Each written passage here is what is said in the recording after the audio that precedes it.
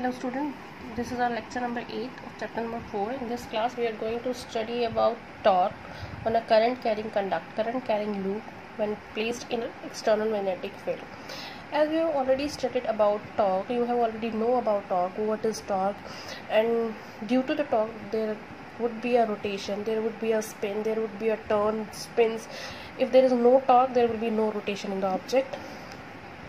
So basically torque always exerted by the equal and opposite forces, which we also known as coupled forces, and these coupled forces are also non-collinear. Only then torque is exerted by the body, right? For a current topic, which is the torque on a current loop in a magnetic field, for this to study about this we have considered here a rectangular loop. This is a magnetic dipoles, north pole and south pole, and this rectangular coil PQRS is placed inside the external magnetic field, and this rectangular coil is connected with a voltage so that some amount of current is flowing through this loop, and we wish to study about the net force experienced by this all the arms and net torque experienced by this loop when it placed in an external magnetic field, right? So let us calculate one by one the force experienced by each arm, that is PQ arm, QR arm, RS arm and SP arm. And before going to start the calculation for force, let me tell you the length PQ is B and the length of QR is A. This is a rectangular loop having length B and right B and D. Okay, so and we have already studied in our last classes, that force experienced by current carrying conductor when it placed inside the magnetic field, right? And the magnitude of that force is IB cross L, and theta is the angle between magnetic field and the current element, right? So this is the magnitude of force which is experienced by the rod in which some amount of current is flowing when it is placed in a magnetic field, right? So the force experienced by this PQ arm is PQIB. B is the length of the PQ arm, capital B is magnetic field, and sine 90. Why I have chosen take sine angle 90? Because you see the direction of the magnetic field is in this direction from north to south, and this arm PQ is perpendicular to this direction, right? So here that is why we have taken here 90-degree angles, right? And we know that sine 90 is 1, so FPQ is IB B. In a similar manner, the force for RS is this one, IBB, right? But the direction of these two forces are opposite. How we get to know about the direction? We have already discussed this so many times. The direction of the force, we have to use our left hand, Fleming left hand, and what we have to do is we have to point our first finger in the direction of magnetic field, the third finger in the direction of current, and then we have the direction of force. In this, for PQ arm, the force experienced by the PQ arm is in this direction, in downward direction, and in similar manner the force experienced by RS is in upward direction, like this. This is the direction of magnetic field, this is the direction of current, and the force, the thumb will give the direction of force. So the force experienced by the RS arm, RS side, is in upward direction, right? But the magnitude of these two arm, magnitude of the force experienced by these two arm is equal, right? So now the force experienced by QR arm and PS arm are also equal. Let's look at the angle between QR, magnetic field and PS. These all three are in parallel. That means if these are in parallel, that means there is no there is 0 degree angle between these, right, between them. So if we have sine 0, then whole force will become 0. So the force experienced by arm QR and PS is 0. So here we have 4 forces, FPQ, FQR, FRS and FPS. So the net force is summation of all these 4 forces which we have calculated, right, which is equals to 0. See, I have discussed this, the magnitude of these forces, force experienced by PQ and RS is same, but the direction of these forces are opposite. So if we consider this as positive, then we have to consider this as a negative, right? So here IBB plus 0 minus IBB plus 0, therefore the net force experienced by this loop when it plays in the magnetic field is 0.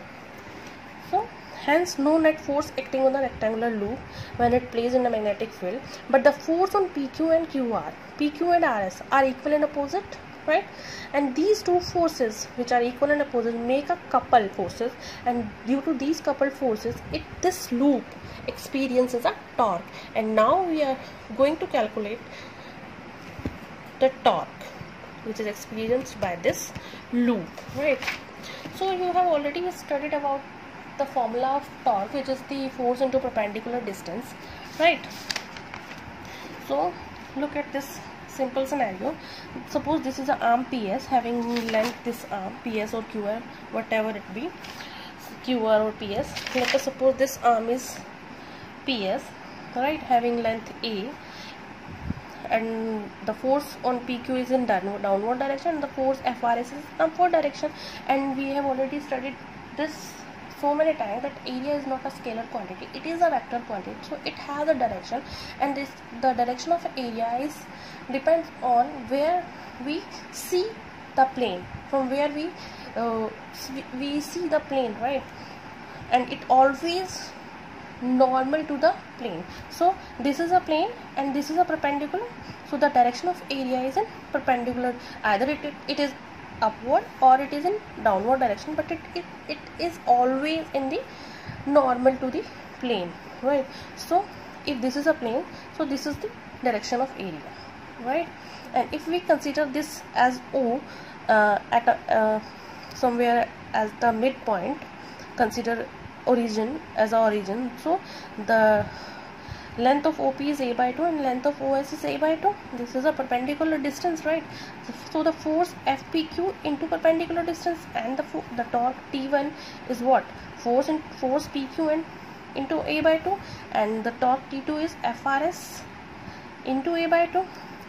But remember here, for sign convention, if we are considering this as a origin, so we have already know that the left hand side of the origin we always take negative, and the right hand side of the origin we always take positive sign, and the from the origin the upward side is always positive axis and the downward is always negative axis.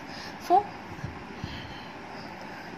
like this, like in similar manner we have this negative and positive signs.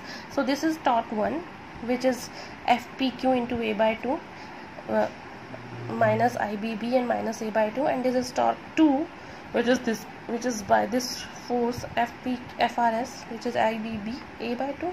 If we are going to add these two terms, we have IBA, and you know the area of rectangle, right, which is length into breadth.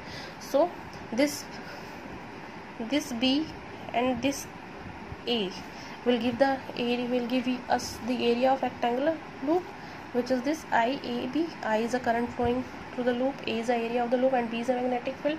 So the torque experienced by this loop is IAB. And here we are going to introduce a new term which is M, whose value is I into A. That means, and this M is nothing but the magnetic dipole moment, and this dipole moment having the direction same as the area.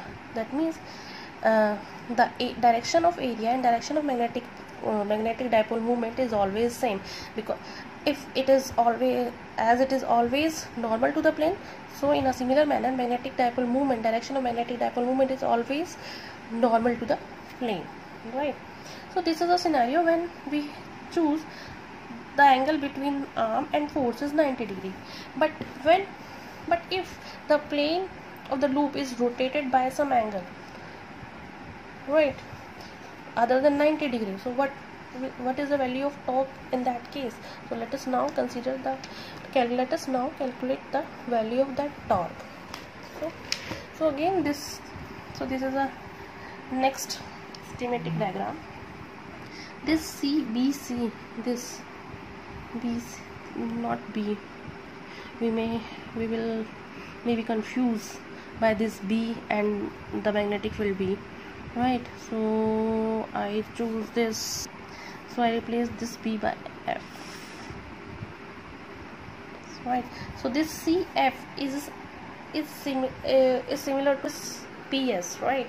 So this arm is now rotated like this. Got my point? This arm is rotated like this, right? Like this. Suppose this is initially the position when the angle between force and the arm is 90 degree, but now this arm is rotated like this, right? Now initially, earlier the direction of area is in this direction, right? Now if this arm is rotated like this, then area is also rotated. The direction of area is like this because it always makes an angle 90 degree with the plane, right? You got my point? Okay. So now this is the direction of magnetic field, and this is our plane, and in this case it will make angle theta, which is not 90 degree in this case, right? It will make angle theta. If this is theta and this is 90 degree, why this is 90 degree? Because this is a direction of area and it always makes a 90 degree angle with the plane. Therefore this angle is 90 degree, this angle is theta. If this angle is theta, the whole angle is 90 degree, then this angle will be 90 minus theta, right? This 90 minus theta, this is 90, right? So this will be theta. Yeah. This is a simple geometry, right? That the sum of all the angles in the triangle is 180 degree. If this is 90 minus theta, this is 90, and we want to calculate the other third angle, so we can easily calculate the angle, and this angle will be theta, not degree, theta. Like in similar manner, we can also calculate the angle, these angles, which is this angle is 90 degree, this is 90, this is theta, right? Now what is torque? Again, force into perpendicular distance. Torque T1 experienced by this, torque T2 experienced by this force. So force PQ into ED. ED is a perpendicular distance, so force RS into EF. Oh, this is F, this is P, right? E P, right? Okay, we have already calculated the magnitude of FPQ and FRS is same, so let us calculate the value of this ED. Either the ED and EP are same or not, but same ही आना चाहिए because these two triangles are same, all the angles are same, so ये दोनों भी equally आएंगे, right? So let us calculate ED. This is a right angle triangle, right? This is hypo, this is perpendicular, this is base. So sin theta is perpendicular upon hypo, perpendicular is DE upon EC. So we want to calculate the value of ED. So ED को subject बनाते हैं. ED is equals to EC sin theta, right? EC is what? A by 2, right? So ED is equals to A by 2 sin theta. In similar way, we can also calculate the value of EP, right, which is also equal to A2 sin theta. So we can rewrite this equation by torque is equals to twice of FPQ into E. So the torque is equals to 2F into A by 2 sin theta. And what is the value of F, which is IBB? 2 and 2 will cancel out and we have IBB A sin theta. And again this B and this A will give us the area of the loop. So we can write this IAB sin theta. And again IA is what? Magnetic dipole moment. So at the place of IA we include M here, small m, like this. Torque is equals to mb sin theta. And we can also rewrite this equation like this by cross product, right? Come on, we know that m cross b is what? Mb sin theta. So we can also write this equation like this, right?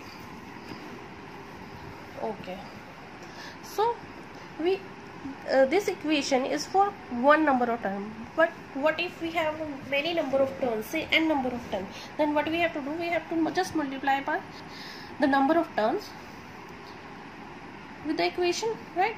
So torque for n number of turns is NIAB sin theta or NMB sin theta, right? So this equation, this equation is very analogous or very similar to the electric dipole moment, which you have already studied in your first chapter, which is equal to the torque of electric dipole moment. Electric dipole is torque is equals to PE, where P is the electric dipole moment and E is the electric field, right? This is very similar equation. The torque is 0. When the torque will be 0? Only then when when the angle between these two is 0. And when the angle between these two is 0, either these two are parallel or anti-parallel, only then this torque will become 0, right? So if torque is 0, so M is either parallel or anti-parallel to the magnetic field, and this state is also called as state of equilibrium. And there will be a two condition of the equilibrium, stable or unstable. When M is parallel to B, this equilibrium, this is a sign of equilibrium, right? The equilibrium is stable type. And when the M is anti-parallel to B, the equilibrium is unstable type, right? So this is it for today's class, and hope you understand today's class. So stay safe, stay at home. Bye.